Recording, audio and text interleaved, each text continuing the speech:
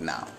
Heavy metal music, basically, they always refer to it from the Steppenwolf song, Born to be Wild. There's a line referring to heavy metal back in 1968.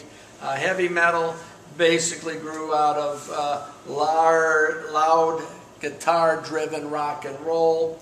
Over the years, it's taken different formats, either in the blues and in heavy metal nowadays.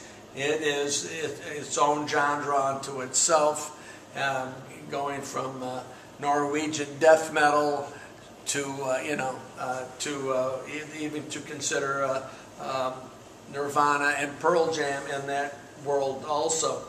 But again, this traces the history of heavy metal or hard rock / heavy metal from 1968 through 1994, and many of these bands.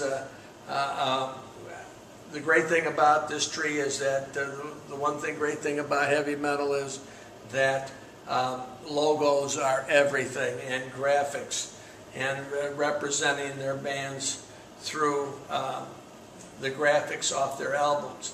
But heavy metal as a genre is a huge, invisible force in the music world, and it will continue to be that way for many, many years. And the bass, if you could just talk about the different elements that is always associated with heavy metal: death, violence, the occult, the medieval force, power, with tanks and castles, always associated with true heavy metal music, and to certain degrees. So over the years, and again, it's an ever-evolving music style that has a very invisible but strong bass group that supports it. So the tanks, is that just war and... Oh, war and violence and power. Nothing more powerful than a tank. What about the castle? Castle strength. What castle is that?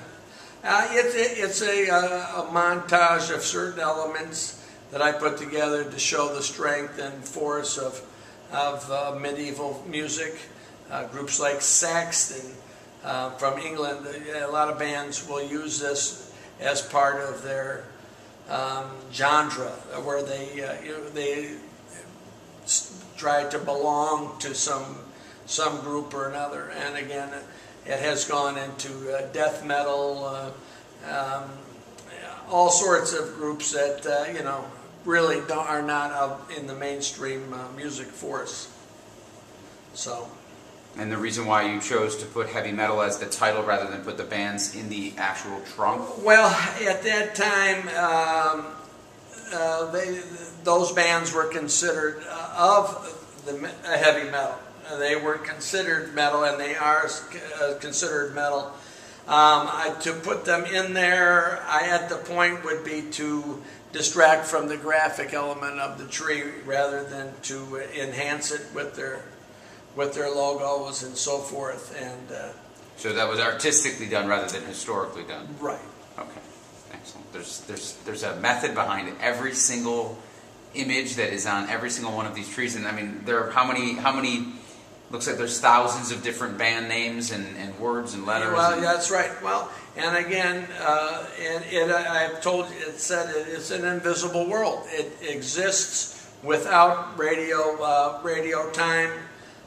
It exists only through, and again, it's as big as ever because of the world of the computer.